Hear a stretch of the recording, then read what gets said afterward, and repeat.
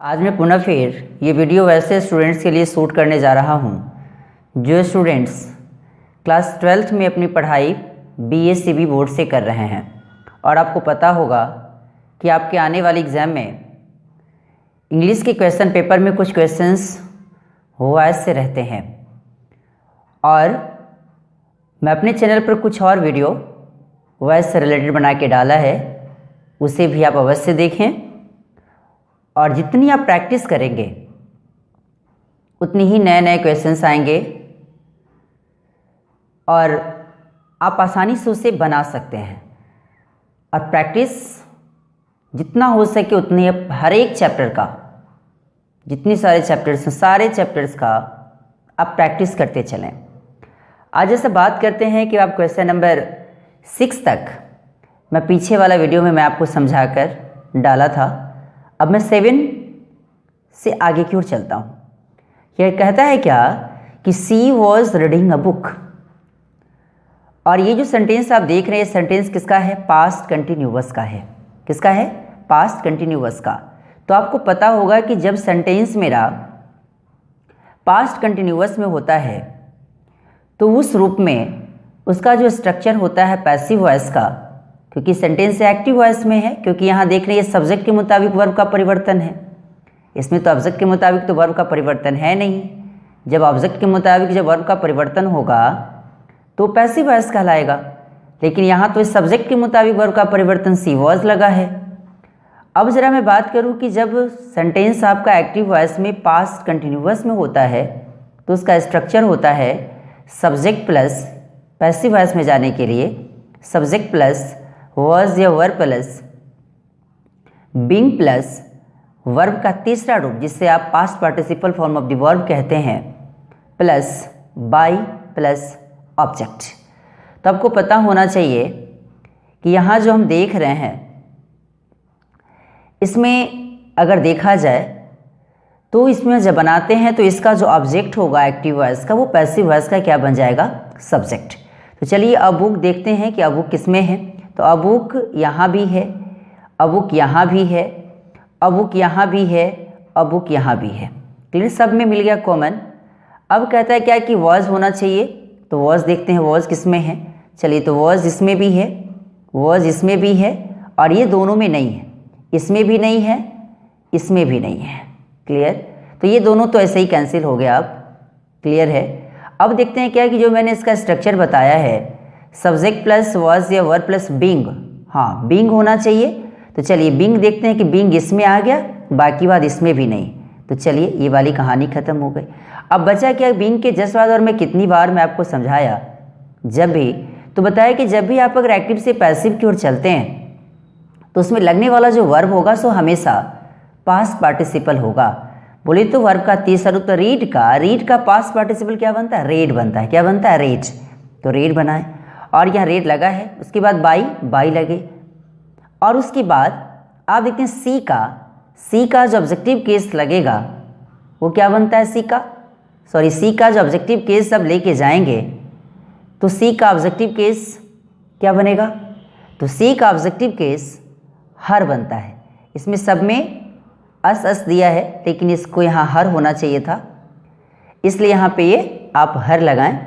इसलिए सही ऑप्शन के तौर पे देखा है तो सही आंसर यही हो गया। इसका मतलब क्या हुआ कि a book was being red bye her. Clear? एक बुक उसके द्वारा पढ़ा जा रहा था। मतलब यहाँ जो बोला सी वॉज रीडिंग अ बुक, इसका मतलब क्या हुआ कि वह किताब पढ़ रही थी। यहाँ जो सेंटेंस बना पैसिव में तो क्या बना? एक बुक उसके द्वारा पढ़ी जा रही थी। क्लियर? तो इस रूप में सी का यहाँ मैंने हर इस कारण किया कि सी का ऑब्जेक्टिव केस हर बनता है। अब जरा बात करूँ कि आई हेल्प्ड हिम सेंटेंस किसमें है? एक्टिव वॉइस में है, क्योंकि सब्जेक्ट के मुताबिक वर्ब का परिवर्तन है। तो आई हेल्प्ड हिम का मतलब जब इसके ऑप्शन के तौर पे चलूँ तो इसका ऑप्शन दिया he was helped by me, he is helped by me, he was being helped by me, he had helped by me. क्योंकि ये दो ऑप्शन आगे जब इस पेज को जब नीचे खिसकाऊंगा तब आपको दिखाई देगा। तो इसमें अब देखते हैं कि इसका जो ऑब्जेक्ट है हिम जो इसका ऑब्जेक्ट है, सो इसका क्या कौन सा केस बन जाएगा, सब्जेक्टिव केस। तो ही का सब्जेक्टिव केस सब लेके चलेंगे तो क्या बनेगा, ही। और सेंटेंस मेरा सिंपल पास्ट में है, तो सिंपल पास्ट का स्ट्रक्चर होता है सब्जेक्ट प्लस वाज या वर plus past participle form of the verb plus by plus object. तो आई का ऑब्जेक्ट क्या बनता है, मी बनता है, और हिम जो है ये हिम का सब्जेक्टिव केस क्या बनेगा, ही बनेगा। क्लियर। तो अभी आप ये पहले ही ऑप्शन में देख रहे हैं कि यहाँ दिया है ही वॉज हेल्प्ड बाई मी। ये हिम का जो सब्जेक्टिव केस ही, उसके बाद वॉज, पुनः फिर हेल्प्ड, फिर बाई, और आई का ऑब्जेक्टिव केस मी। तो इसलिए 8 का जो सही आंसर होगा सो क्या बना, ही वॉज हेल्प्ड बाई मी।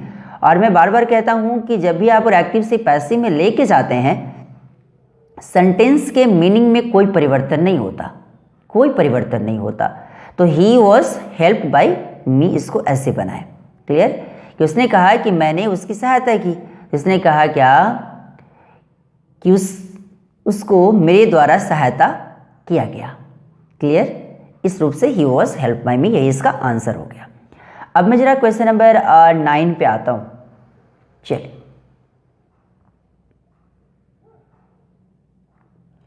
अब 9 पे आए, दिख रहा होगा यहाँ वॉइस, और ये सारे क्वेश्चंस मैंने पहले वाला वीडियो में मैं बना के डाला था। अब यहाँ से देखते हैं क्या ये दो सी डी जो दिख रहा है, ये सी डी आपको क्वेश्चन नंबर 8 का ही ऑप्शन था जो मैंने बोला। अब मैं 9 में आऊँ। 9 में जो क्वेश्चन कहता है वो कहता है क्या कि मार्शा इज़ रीडिंग अ नॉवेल। मार्शा क्या कर रही है, तो मार्शा एक नॉवेल पढ़ रही है। इसका मतलब क्या कि अ नॉवेल जो है सो इसका क्या बन जाएगा, सब्जेक्ट। चलिए ठीक है, तो सब्जेक्ट देखते हैं कि अ नॉवेल किस में है। इसमें भी है, ए ऑप्शन में भी है, बी ऑप्शन में भी है, सी में भी है और डी में भी है। अभी तक कुछ क्लियर आप नहीं कर सकते। अब ये पता है कि सेंटेंस आपका प्रेजेंट कंटिन्यूअस में है। किसमें है ये, प्रेजेंट कंटिन्यूअस में है। तो प्रेजेंट कंटिन्यूअस में है तो इसके लिए आपको पता होना चाहिए कि प्रेजेंट कंटिन्यूअस में जब आपका एक्टिव वॉइस का कोई सेंटेंस होता है तो उसके लिए हम उसका स्ट्रक्चर क्या लगाते हैं, सब्जेक्ट प्लस इज या एम या are plus being plus verb का तीसरा रूप प्लस ऑब्जेक्ट। तो यहाँ दिखाई देगा कि अ नोवेल, तो अ नोवेल तो इस सब में दिया गया था। अब यहाँ इज है, इज ही होना चाहिए, तो इज यहाँ मिल गया। चलिए ठीक है, अभी ऑप्शन नंबर ए भी गलत हो गया, ऑप्शन नंबर बी भी गलत हो गया, ऑप्शन नंबर डी भी गलत हो गया, क्योंकि यहाँ इज होना चाहिए तो इज लगा। उसके बाद इज के बाद फिर क्या होना चाहिए, बीइंग, बीइंग के बाद रीड का वर्ब का तीसरा रूप रेड और बाई और प्लस मार्शा। तो ये देखिए क्या है कि यहाँ इसका सही ऑप्शन के तौर पे क्या बनाएंगे, a novel is being read by Marsha. मतलब क्या, यहाँ कह रहा है कि मार्शा एक नोवेल पढ़ रही है, तो यहाँ हुआ क्या कि एक नोवेल मार्शा के द्वारा पढ़ी जा रही है। क्लियर, तो इस रूप से इसका सही आंसर क्या हो गया, a novel is being read by Marsha. अब कहता है 10 नंबर क्वेश्चन पे चलो। कहता है कि the cat is eating the fish. और बार बार मैं कहता हूं कि जब भी आप अगर वॉइस बनाने चलें तो अब ट्रांजिटिव और इंट्रांजिटिव वर्ब के बारे में भी आपकी अच्छी खासी पकड़ होनी चाहिए, जो कि इससे पहले वाले वीडियो में मैंने पूरा डिटेल्स में समझाया था, उसे भी आप अवश्य ही देखें।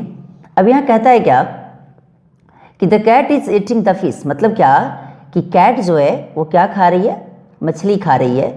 इसका क्या मतलब, तो जब ये द फिश है जो इसका ऑब्जेक्ट था वो इसका क्या बनेगा, पैसिव का सब्जेक्ट बनेगा, और ये जो इसका सब्जेक्ट था वो पैसिव का ऑब्जेक्ट बनेगा। तो यहाँ द फिश, तो द फिश देखते हैं किस में है, हाँ द फिश। अब देख रहे हैं कि सी एंड डी में आपको द फिश नहीं मिला, इसलिए सी एंड डी इसका ऑप्शन नहीं होगा। अब कहता है कि सेंटेंस मेरा प्रेजेंट कंटिन्यूअस में है, तो प्रेजेंट कंटिन्यूअस का स्ट्रक्चर क्या होता है, सब्जेक्ट प्लस इज या एम या are plus being plus past participle form of the verb plus by plus object.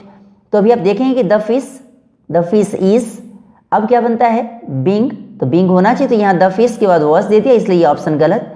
अब इस रूप में सही रूप से देखा जाए तो ये ऑप्शन सही हो जाएगा ना, बचा तो यही है। तो the fish is being eaten by the cat.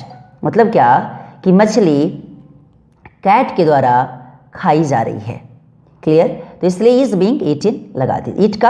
ईट का past participle form of the verb बोले तो तीसरा रूप क्या बनता है, ईटन। क्लियर, तो इस रूप में इसका सही ऑप्शन क्या हो गया, the fish is being eaten by the cat. अब 11 नंबर क्वेश्चन में चलूं। कहता है the nurse will give him the medicine tomorrow. अब इसमें आप देख रहे हैं इसमें डबल ऑब्जेक्ट है। क्लियर, अब अब इसमें जब डबल डबल ऑब्जेक्ट है तो किसी एक को भी आप चाहेंगे तो इसमें आप मान सकते हैं ऑब्जेक्ट। तो इस ऑप्शन के मुताबिक देखा जाए तो किसको माना है, पहले उसको देख लेते हैं। इस ऑप्शन के मुताबिक देखा जाए तो हिम को ही ऑब्जेक्ट के रूप से मानता हुआ एक्टिव वॉइस में, हालांकि दो ऑब्जेक्ट है, क्योंकि आपको पता होना चाहिए कि ऑब्जेक्ट भी दो प्रकार के होते हैं, एक होता है डायरेक्ट ऑब्जेक्ट और एक होता है इनडायरेक्ट ऑब्जेक्ट। अब जब आपको पता होना चाहिए कि हिम को ही इसमें ही के मुताबिक ही सब में माना है, तो इसलिए ही, तो हिम का जो सब्जेक्टिव केस बनेगा ही, और सेंटेंस में देख रहे हैं ये विल है, ये मोडाल ऑक्सिलरी वर्ब के रूप में यूज़ किए जाने वाले सिंपल फ्यूचर टेंस का सेंटेंस के रूप में है ये। तो जब भी अगर रहता है शैल, विल, शुड, मे, माइट, तो इसके जस्ट बाद बी लग जाता है। क्या लगता है? बी। तो बी और उसके बाद पुनः फिर वर्ब का तीसरा रूप, गिव है तो गिव का पुनः फिर वर्ब का तीसरा रूप, और उसके बाद पुनः फिर जो ऑब्जेक्ट है वो, और उसके बाद जो फिर बच जाता है वो। तो अब देखते हैं कि इसमें कौन कौन सा ऑप्शन मिल रहा है, क्योंकि विल के बाद बी होना चाहिए, जिसमें विल के बाद बी होगा वही ऑप्शन इसका सही होगा। तो अब देख रहे हैं कि यहाँ मे बी है, डी ऑप्शन पे चलूँ तो ये भी गलत है, ही हैज़ बीन गिवन ये भी गलत है, ही इज़ गिवन ये भी गलत है, और यहाँ देखते हैं विल बी गिवन। हाँ, अब यहाँ देखते हैं कि हिम का subjective case he will be given the medicines by the nurse tomorrow, यही ऑप्शन सही होगा। क्लियर? कहता है क्या कि नर्स उसे कल दवाइयाँ देगी। मतलब क्या कि जब इसमें बनाया गया तो क्या हुआ कि उसे नर्स के द्वारा कल दवाइयाँ दी जाएगी। क्लियर? इस रूप से आप इसको, यही ऑप्शन को सही माने। अब ये चलते हैं 12 नंबर क्वेश्चन पे, हल्का सा पेज को खिसकाता हूँ। चलिए, अब जो 12 नंबर क्वेश्चन है वो कहता है कि I did not kill the dog, मतलब क्या कि मैंने कुत्ता को नहीं मारा। सेंटेंस मेरा सिंपल पास्ट का है। इसमें चल रहा है सेंटेंस मेरा सिंपल पास्ट में चल रहा है। तो जब इसको बनाएंगे तो कैसे बनाएंगे, तो पुनः ये द डॉग जो है, जो इसका ऑब्जेक्ट था, ये पैसिव वॉइस का क्या बनेगा? सब्जेक्ट। तो द डॉग सब में है, अभी तक कुछ भी क्लियर आप नहीं कर सकते। ऑप्शन ए में भी है, the dog is not killed by me, the dog was not killed by me, the dog was not killed by me, the dog was not to kill by me, ये सब में है the dog. अब ये sentence मेरा simple past में, simple past का structure होता है सब्जेक्ट प्लस वॉज या वर। अब इसमें डिड नॉट है तो ये वॉज या वर के तुरंत बाद नॉट लग जाएगा, वॉज या वर, तो सब्जेक्ट के मुताबिक वॉज या वर लगता है, और उसके बाद पुनः फिर किल का वर्ब का तीसरा रूप प्लस बाई प्लस ऑब्जेक्ट। तो आई का ऑब्जेक्टिव केस मी। तो इस रूप में देखते हैं क्या कि द डॉग, क्योंकि मेरे पास क्या चाहिए, द डॉग इज है तो ये गलत है, क्योंकि द डॉग वॉज चाहिए। चलिए, द डॉग वॉज नॉट, हाँ ये भी अभी तक सही है। द डॉग वॉज नॉट, ये भी सही है, लेकिन the dog was not to kill by me, हाँ ये भी सही है। लेकिन अभी देखा जाए तो वॉज के बाद मुझे क्या चाहिए, नॉट, और नॉट के बाद फिर क्या चाहिए मुझे, किल का तीसरा रूप, बोले तो किल्ड। तो देखते हैं किल्ड किस में है, तो यहाँ देखते हैं किल्ड केवल सी में दिखाई दे रहा है, यहाँ किल है, यहाँ भी किल है, तो ये बी ऑप्शन भी गलत, डी ऑप्शन भी गलत। सही ऑप्शन पे देखा जाए तो क्या बना, the dog was not killed by me. मतलब क्या कि कुत्ता को मेरे द्वारा नहीं मारा गया, और यहाँ आई का ऑब्जेक्टिव केस मी बनता है। Clear?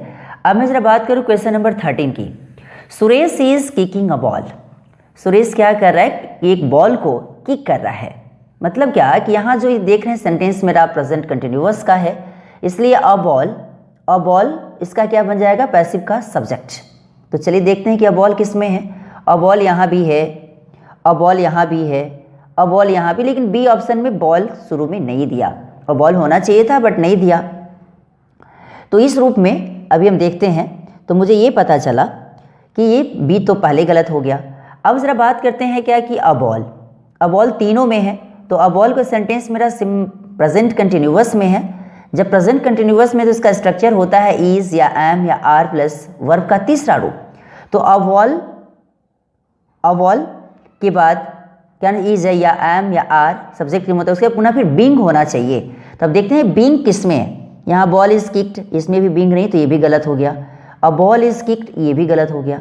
A ball is being kicked, हाँ यहाँ मिल रहा है कि a ball is being kicked bye Suresh. इसका जो सब्जेक्ट था वो पैसिव का क्या बन जाएगा, ऑब्जेक्ट। इसलिए 13 का जो डी ऑप्शन होगा वही आपका सही ऑप्शन के तौर पे जाएगा। क्लियर, क्या जाएगा, a ball is being kicked bye Suresh. Clear, तो इस रूप से इसी को आप सही माने अगर देखा जाए तो। क्लियर, कहता है क्या है कि a ball is being kicked bye Suresh, क्योंकि सेंटेंस मेरा किस में है, प्रेजेंट कंटिन्यूअस में है, तो इसलिए सही तौर पे उसका देखा जाए तो आंसर क्या बनेगा, डी बनेगा। अब जरा मैं बात करूं कि इसका मतलब क्या हुआ कि एक बॉल सुरेश के द्वारा किक किया जा रहा है। अब कहता है क्या कि यहां बोला the president is giving the speech. अब इसको हम कैसे बनाएंगे, पुनः भी सेंटेंस मेरा किस में है, तो इस सेंटेंस मेरा पास्ट कंटिन्यूअस में है, और जब पास्ट कंटिन्यूअस में सॉरी प्रेजेंट कंटिन्यूअस में है, इज लिख रहा है, मुझे लगा कि शायद वॉज है, ये प्रेजेंट कंटिन्यूअस में सेंटेंस है, तो जब प्रेजेंट कंटिन्यूअस में है तो इसके लिए हम क्या लगाएंगे, तो सब्जेक्ट प्लस इज या एम या are plus being plus verb का तीसरा रूप प्लस ऑब्जेक्ट।